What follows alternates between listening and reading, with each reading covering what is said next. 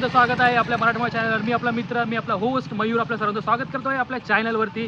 मित्रांनो, आजचा प्लॅन असा आहे की आज आपण आलेलो आहे अदई वॉटरफॉलला आणि आपण बघू शकता माझ्यासोबत माझी पूर्ण फॅमिली आहे, मिनी फॅमिली येत्रा वेंडी नारायण।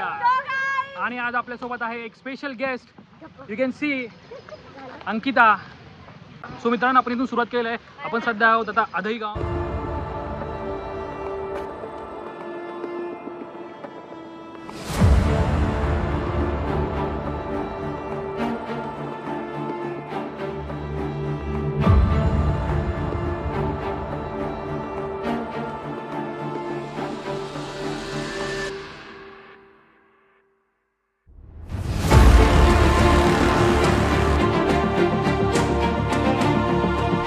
सो फायनली पब्लिक आपण पोहोचलो आहे आता अदईचा वॉटरफॉलला। आपण बाजूला बघू शकता सुंदर अशी ग्रीनरी आहे आणि बॅक साईडला सुंदर असा वॉटरफॉल आहे। माझ्या मागच्या साईडला बघू शकता खूप सारे फॉल्स आहेत ते मित्रांनो।